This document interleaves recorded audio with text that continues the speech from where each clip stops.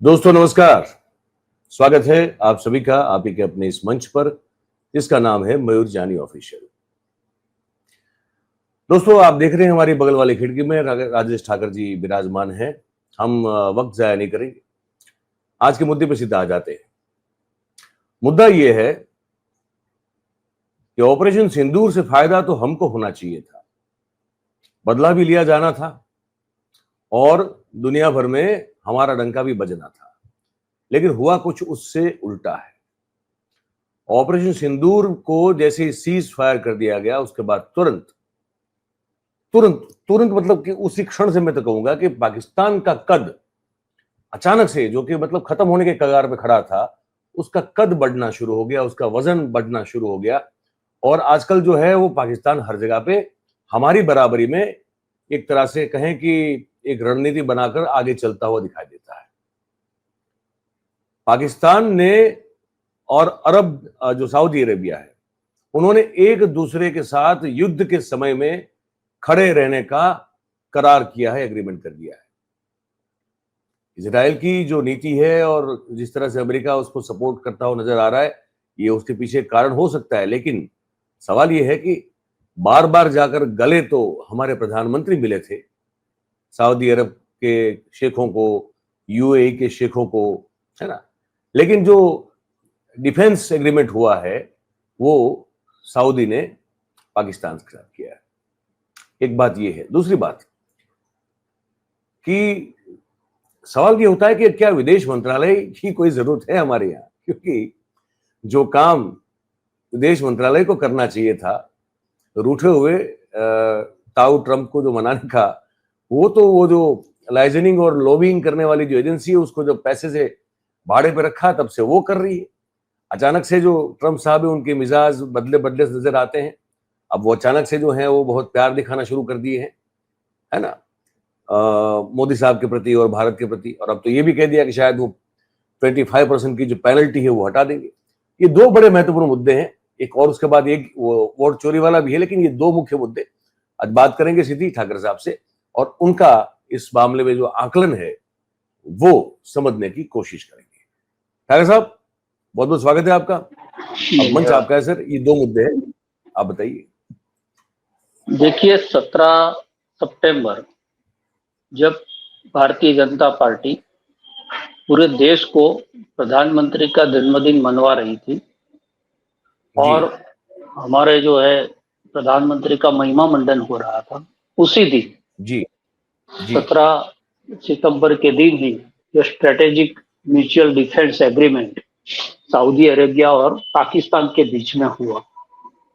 जी देखिए ये एग्रीमेंट की सबसे बड़ी चिंताजनक चीज भारत के लिए ये है कि अगर हमने पाकिस्तान पर हमला किया तो वो जो है वो सऊदी अरब पर हमला माना जाएगा, क्योंकि दोनों ने जो है वो सैन्य सहयोग का जो है एक करार किया है, जैसे नाटो देश के अंदर होता है इसी प्रकार का ये डील किया है, जिसमें दोनों की सैन्य ताकतें, दोनों की जो है सैन्य बल वो इस डील के माध्यम से जुड़ गए हैं।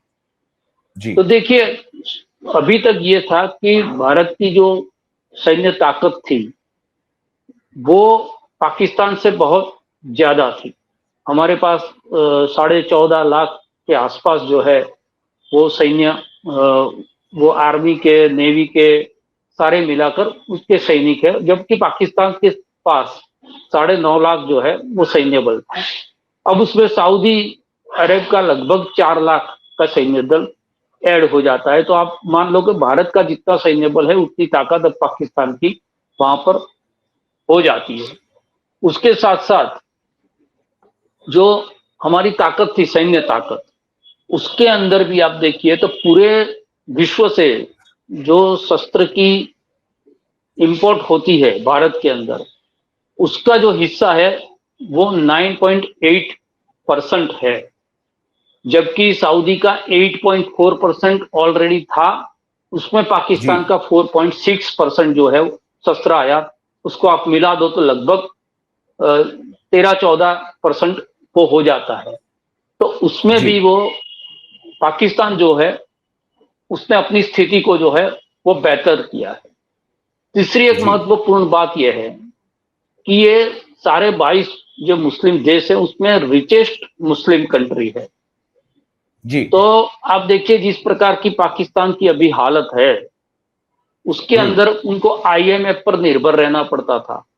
अब जो है सऊदी अरब जो है उनको अगर सीधी कोई मदद नहीं करता तो भी आर्थिक मदद जो है पाकिस्तान को बहुत बड़ी उससे मिलेगी। देखिए डील का एक कारण यह बताया जाता है जिस प्रकार से इजराइल ने कतार पर हमला किया है जी। और अमेरिका जो है वो एक सुरक्षा गारंटी देने के अंदर मुस्लिम देशों को यह लग रहा है कि वो सिर्फ गारंटी देता है लेकिन कुछ करता नहीं है। तो 22 जो देश है मुस्लिम देश उसका एक संगठन बनाया जाए नाटो की तहत पर, उसका एक विचार चल रहा था और उसमें जो मुनीर है उसने ब्रोकर का काम किया है और पहला डील जो है उसमें क्रैक किया है। तो वैसे तो अरब कंट्रीज जो है उसके ऊपर जिस प्रकार के हमले हो रहे हैं उसके खिलाफ ये डील बताया जा रहा है, लेकिन आप सीधे सीधा देखिए तो पाकिस्तान के साथ तुर्की हमको ऑपरेशन सिंदूर के वक्त जो है वो सीधा उसका मददगार साबित हुआ, उसने सैन्य मदद भी दी।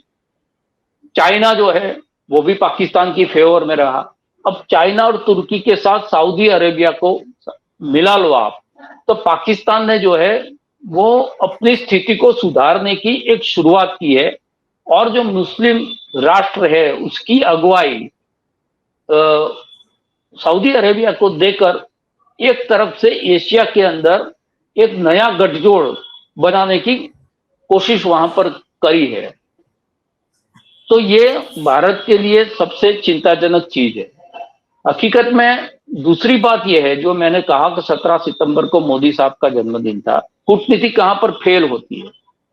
23 अप्रैल 2025 हमारे मोदी साहब ये सऊदी अरब के जो प्रेसिडेंट है मोहम्मद बिन सलमान उससे मुलाकात की थी और उस वक्त ब्रदर ब्रदर वाली सारी चीजें होती है जैसे होती है उनके विदेश दौरे के अंदर कि हम तो भाई है और हमारा जो है सबसे ट्रस्टेड पार्टनर के तौर पर नरेंद्र मोदी ने सऊदी अरब को बताया था और उन्होंने ये कहा था कि उनके साथ हम जो डील कर रहे हैं उसमें हम दोनों देशों का आर्थिक जो है वो तो सहयोग होगा ही, साथ साथ में जो पाकिस्तान का टेररिज्म को स्पॉन्सर करने की चीज है उसमें भी सऊदी अरब के जो प्रेसिडेंट है उन्होंने भारत के लिए आश्वस्त किया है कि हम उसके साथ हैं।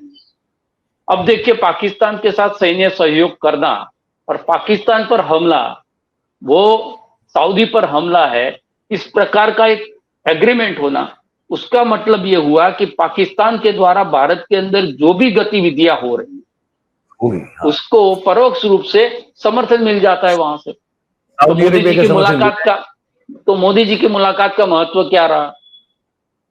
दूसरा हमने ये कहा है कि ऑपरेशन सिंदूर जो है वो पूरा नहीं हुआ।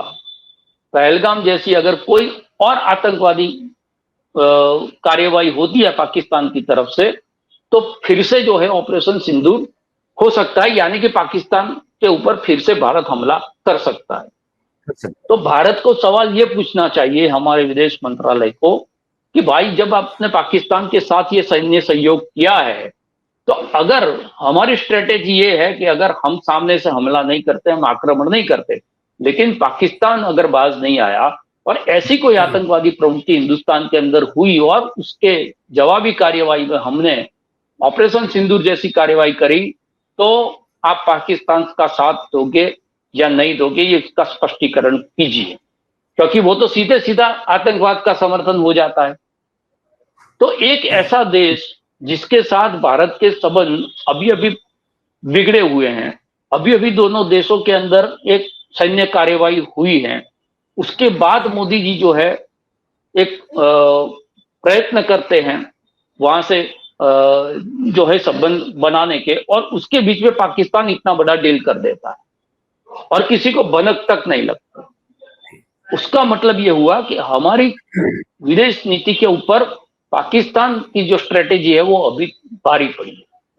ठीक है, मतलब कि दोनों को ये कह सकते हैं ना सर कि हमारी कूटनीति को एक बार फिर से धोबी पछाड़ मिली। बिल्कुल बिल्कुल। और इस एग्रीमेंट के अंदर बहुत स्पेसिफिकली ये कहा गया है कि any aggression against either country यानी सऊदी या Pakistan, any aggression against either country shall be consider aggression against both.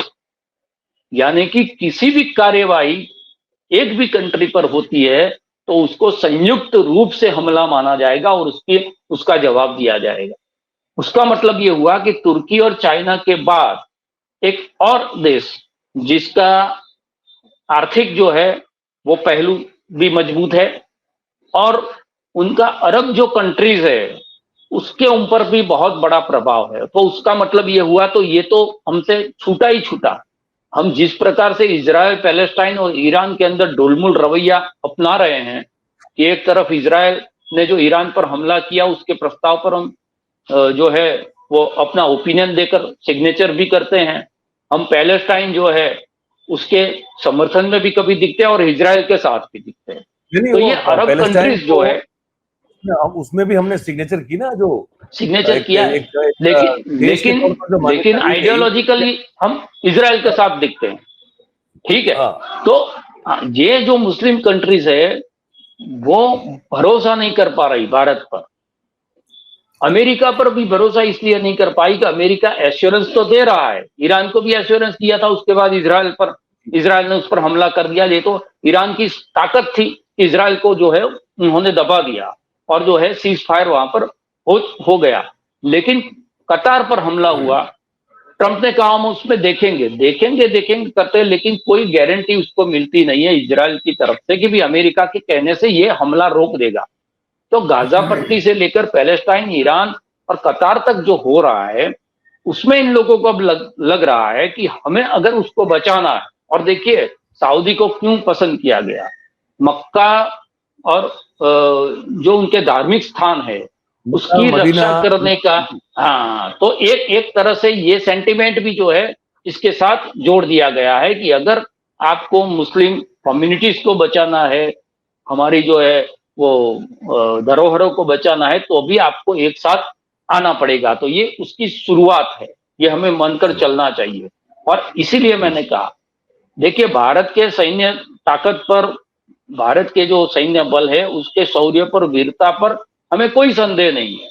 वो कितनी भी बड़ी ताकत हो वो लड़ लेंगे, लेकिन उसके पीछे जिस प्रकार की एक सरकार की रणनीति होनी चाहिए उसको बैकिंग करने के लिए, क्योंकि सैन्य जो है वो शहादत देने के लिए तो है नहीं।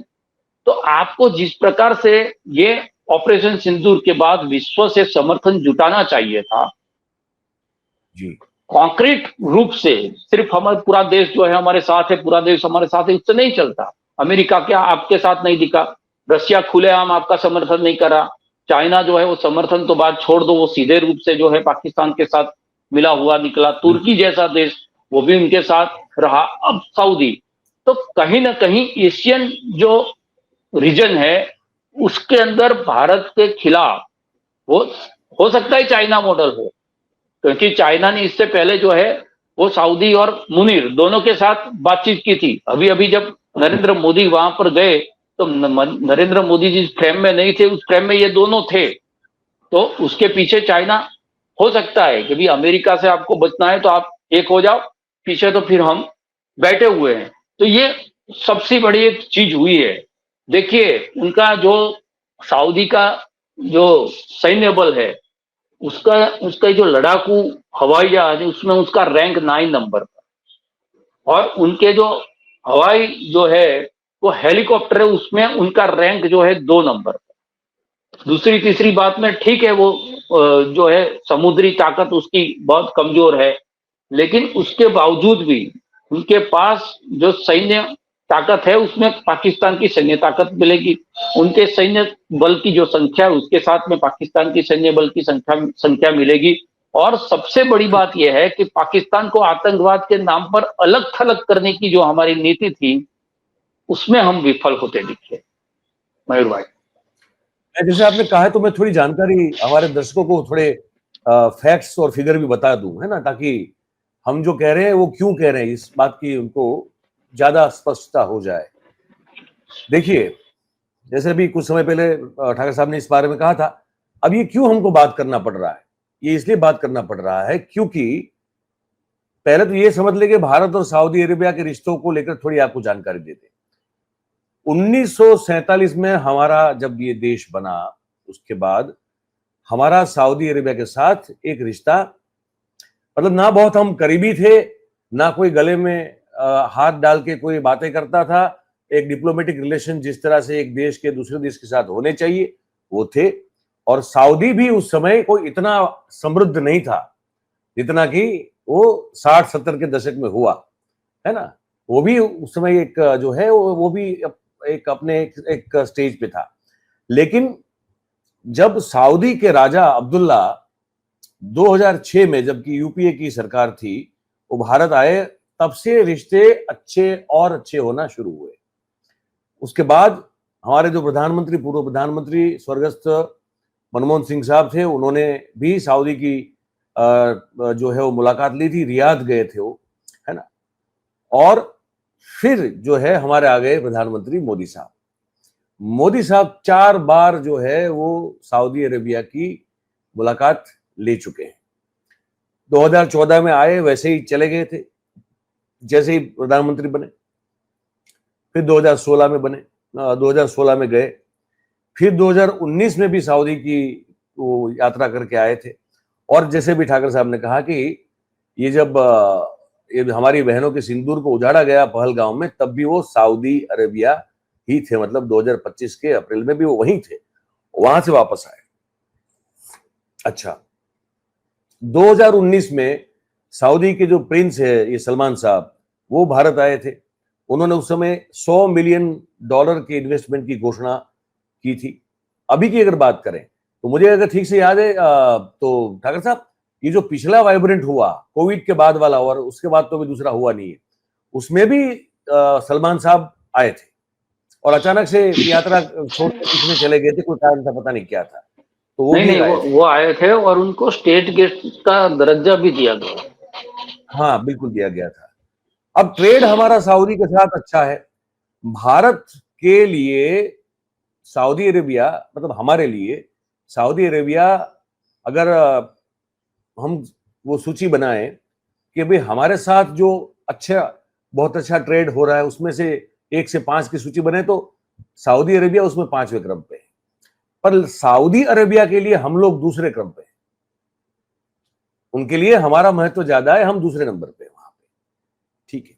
2023-24 के दौरान दोनों देशों के बीच में 42.98 अरब डॉलर का व्यापार हुआ था। भारत ने उसमें से 11.56 अरब डॉलर की निर्यात की थी सऊदी को, जबकि यहां भी देखिए, यहां भी हम तो वैसे डेफिसिट में हैं। 31.42 अरब डॉलर हमने सऊदी से मंगवाया था। ज्यादातर मेरे ख्याल से वो ऑयल या पेट्रोलियम प्रोडक्ट्स ही होनी चाहिए, क्योंकि उनके पास और कुछ है नहीं। सऊदी और तो क्या करता है, सऊदी के पास तेल के कुएं हैं, तो पेट्रोलियम प्रोडक्ट होंगे तो समझ में आता है। पिछले साल फरवरी में भारत और सऊदी अरेबिया के द्वारा 2 बड़ी मिलिट्री जॉइंट एक्सरसाइज की गई, ठीक है, और दोनों ने मिलकर वो नेवी की एक्सरसाइज है वो की थी।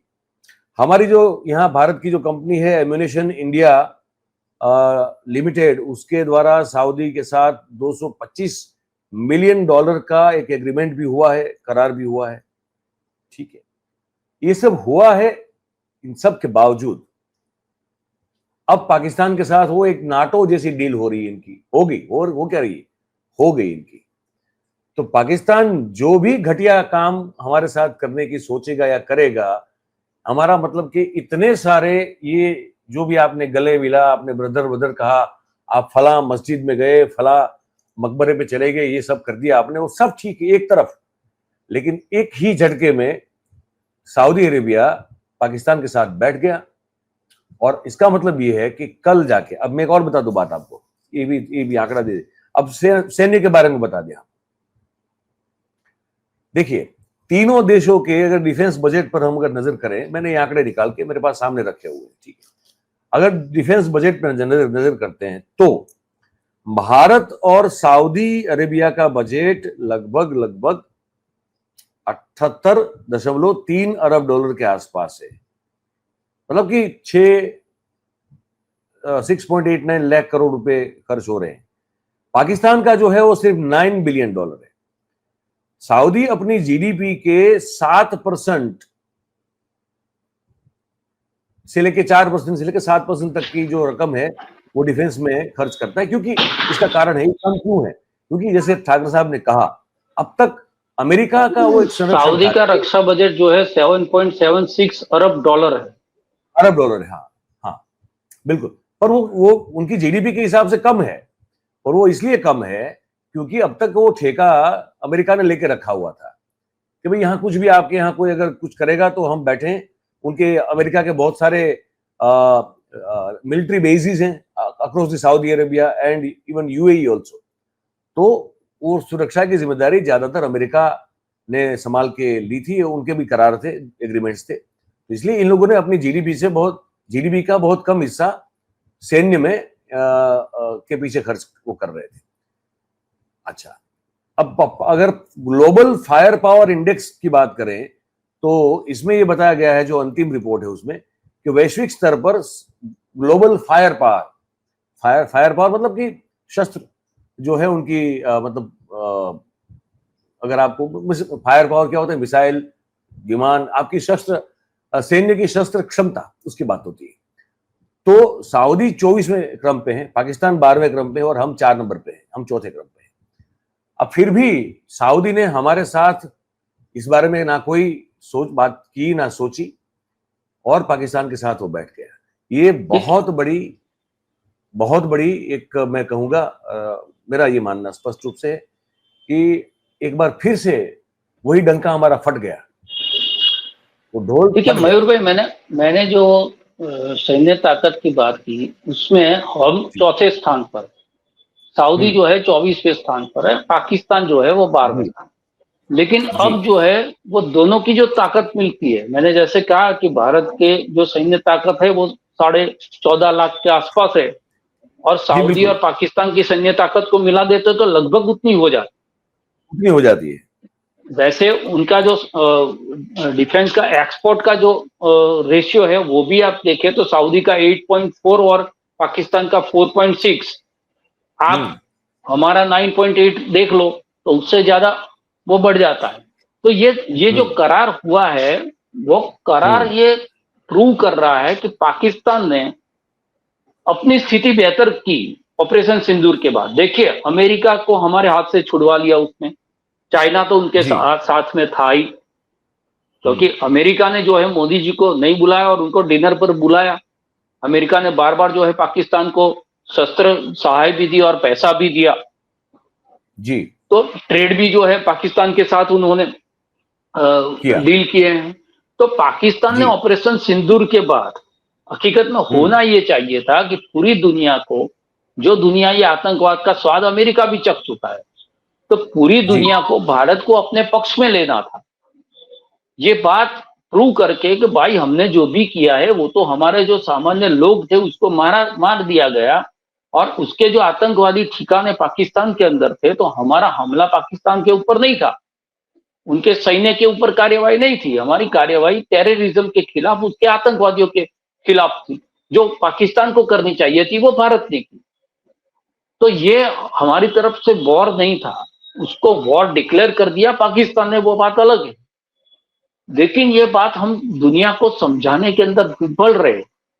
इतने सारे देशों में घूमने के बाद हमारा प्रतिनिधिमंडल जो है वो सर्वपक्षीय अलग अलग जगहों पर, ठिकानों पर भेजा गया, वहां पर से जो है वो ये समर्थन पाने की कोशिश की गई। उसके बावजूद ये लोग यहाँ पर भी गए थे, ओवैसी साहब भी गए थे, शशि थरूर भी गए थे, जो प्रतिनिधिमंडल था वो अरेबियन कंट्रीज में भी गए थे, यूरोपियन कंट्रीज में भी गए थे, और एशियन कंट्रीज में भी गए थे। लेकिन उसके बावजूद भी हम हमारी बात मनवाकर पाकिस्तान को जो है इस मामले पर अलग थलग नहीं कर पाए। उल्टा पाकिस्तान ने अमेरिका को भी साथ ले लिया, और जो है अभी जो सऊदी उनके साथ है, तुर्की चाइना तो थे। बांग्लादेश के अंदर जो इंटरनल पॉलिसी थी उसके अंदर हमने जो है अपना टांग गड़ा के और शेख हसीना को जो है यहाँ पर सुरक्षित करके बांग्लादेश के साथ भी हमारे संबंध खराब कर दिए। नेपाल के अंदर जो हुआ है उसमें भी नेपाल के लोग ये मान रहे हैं कि उसमें सिर्फ जो चाइना नहीं है, इंडिया भी जो है इनके अंदर इन्वॉल्व है। श्रीलंका के अंदर जब हुआ और चाइना ने जो है श्रीलंका पर बहुत सारा जो है ऑब्लिगेशन डाल के हमसे उसको अलग करने की कोशिश कर दी। मालदीव्स में, म्यांमार में, इवन भूटान के अंदर भी वो विश्वास नहीं रहा कि भारत जो है वो हमारे साथ है कि नहीं है। तो पूरी हमारी जो है उसको फायरिंग बोलते हैं। हिंदुस्तान के सरहद से जुड़ी हुई जितने भी देश है उसको चाइना ने एक फायर रिंग की तरह जो है वो तैयार कर लिया है। तो ये सबसे बड़ी फेलियर है हमारी। देखिए, व्यापार किसी के साथ बढ़ेगा, किसी के साथ कम होगा, लेकिन जब आप इतना टेंशन जो है वो सरहद पर और एक ऐसा शत्रु जो है वो हमारे जो मित्र देश थे उसको अपने पाले में धीरे धीरे ले रहा है, तो आपको समझ जाना चाहिए कि हमारा विदेश मंत्रालय क्या कर रहा है, हमारा संरक्षण मंत्रालय क्या कर रहा है, और सबसे ज्यादा इस सारे मंत्रालय को चलाने वाले जो महामानव है हमारे, और इतने सारे देश में विदेश मंत्रियों की जगह वो घूमे। रक्षा में राजनाथ सिंह को मुझे पता नहीं, लखनऊ से कश्मीर तक जो है उनकी दौड़ है, वो कितने देश में गए, क्या किया। तो सारा जिम्मा जो है वो नरेंद्र भाई ने लिया हुआ था। उसके बावजूद ये स्थिति होना, तो ये सीधा है कि हमारी जो है वो विदेश नीति फेल हुई है। व्यक्ति के मार्केटिंग के अंदर देश धीरे धीरे पीछे छूट रहा है, और अभी भी इस चीजों को अगर संभाला नहीं गया या समझा नहीं गया, आप समझो, हम मल्टीनेशन जो है वो रिलेशनशिप पर बिलोंग करते थे भारत के लोग। जैसे आपने बताया कि कोई हमारा दुश्मन नहीं, कोई हमारा गहरा दोस्त, सबके साथ संतुलित एक बैलेंस बनाकर जो है वो नीति अपनाई गई थी। ना अमेरिका हमारा दुश्मन था, ना रशिया जो है हमारा ऐसा दोस्त था। चाइना जो है उसके साथ भी आपने मनमोहन सिंह का टेन्योर देखा है, इतना टेंशन देखा था? नहीं देखा था। तो इनका झूला झुलाने वाला, चाय पिलाने वाला, गले मिलने वाला, गले पड़ने वाला, हाथ जोर जोर से हिलाने वाला, तस्वीरें खिंचाने वाला, ये सारा जो मामला हुआ 10-11 साल के बाद, उसके परिणाम क्या मिल रहे हैं? तो बिल्कुल इस प्रकार की डील जो आज से पहले हमने नहीं देखा पाकिस्तान ने किसी देश के साथ किया। यानी कि पाकिस्तान ने अपनी ताकत जो है वो बढ़ा ली है। और दूसरा, आतंकवाद पर पाकिस्तान ने हमारे एक ऐसे देश जिसके साथ हमारे अच्छे संबंध थे उसका परोक्ष रूप से समर्थन भी पा लिया। भले टेक्निकली लोग ये कह रहे हैं कि अगर आतंकवादी कार्यवाही पर भारत कुछ चीज करती है तो उसमें जो है वो सऊदी का रोल नहीं रहेगा। ये सारी चीजें जो है वो एग्रीमेंट में ठीक है, कोई नहीं लिखता। ऐसा सऊदी ने तो नहीं कहा ना भाई, एक दूसरे पर कोई भी एक ऐसा सऊदी अरेबिया की ओर से तो कोई निवेदन नहीं है। नहीं, कुछ पंडित है वो एग्रेशन जो शब्द है उसको इस तरह से इस्तेमाल कर रहे हैं कि दोनों कंट्री के बीच में अगर कोई टेंशन होता है तो सऊदी पाकिस्तान के साथ तो सहयोग करेगा, आतंकवादी के साथ डील करेंगे तो सऊदी नहीं करेगा। ये कहां पर, कौन सी जगह पर लिखा हुआ है भाई साहब? चाइना भी कहा, चाइना ने कहीं पर ऐसा लिखा है कि हम आतंकवाद को सपोर्ट करेंगे, लेकिन आतंकवाद के खिलाफ की कार्यवाही में चाइना जो है अमेरिका के साथ दिखा, और सिर्फ दिखा नहीं, उसने खुलेआम बोला कि अगर भारत जो है इसको वॉर के रूप में लेता है तो हम पाकिस्तान के साथ खड़े हैं। कोई एक देश हमको बताओ कि जिसने ये कहा हो कि नहीं, चाइना अगर आपके सामने है तो हम आपके साथ हैं। ना रशिया बोला, ना अमेरिका बोला, नहीं कोई बोला। तो ये कूटनीतिक जो है वो फेलियर है, उसको स्वीकारना पड़ेगा सारे लोगों को। और जिस प्रकार से देश की विदेश नीति को एक मजाकिया तौर पर ले लिया गया है, एक व्यक्ति के जो है वो मार्केटिंग के लिए उसको ले लिया गया है, उससे लगता है कि धीरे धीरे बहुत सारी चीजें ये सरकार के हाथ से छूट रही है। बहुत सही बात है सर। मुझे ये था कि हम लोग शायद आधे घंटे में 2 सब्जेक्ट कवर कर लेंगे, लेकिन हो नहीं पाया है। तो मैं दर्शकों से माफी चाहता हूं कि वो ट्रम्प साहब वाला मुद्दा हमको वो भी बहुत इंपॉर्टेंट है, लेकिन अब समय हमने ये अब उसको मान के चल रहे हैं कि भाई आधा घंटा अगर मैं अकेला आपके समक्ष आऊंगा तो मैं 20 मिनट में 15 मिनट में अपनी बात करके निकल जाऊंगा, और अगर हमारे साथ मेहमान होंगे तो हम 30 मिनट से ज्यादा नहीं लेंगे आपकी। तो वो एक मुद्दा आज अभी छोड़ रहे हैं, लेकिन अभी इस वक्त इस बातचीत में छोड़ रहे हैं, वैसे छोड़ने वाले नहीं है, बात तो उस पर भी करेंगे।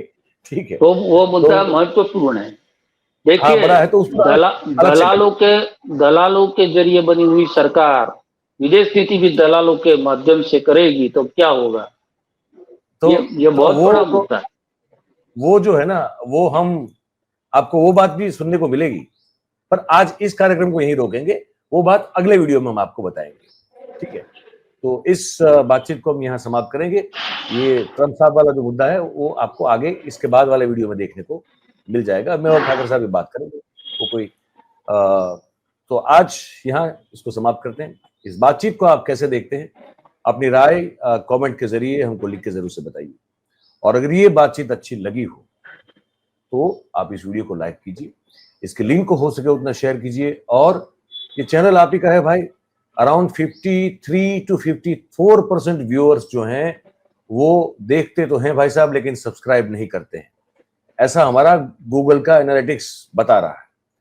तो आपसे विनती है कि अगर आप देखते हैं तो भाई साहब वो बेल का बटन दबा दीजिए, ताकि आपको सभी वीडियोस जो हैं वो बिल्कुल उसका आपको जानकारी मिलती रहे, और आप हमारे साथ जुड़ पाए, और हम भी आपके साथ जुड़ पाए। बहुत बहुत धन्यवाद आप सभी का हमारे साथ इस कार्यक्रम में जुड़ने के लिए। Thank you very much. नमस्कार।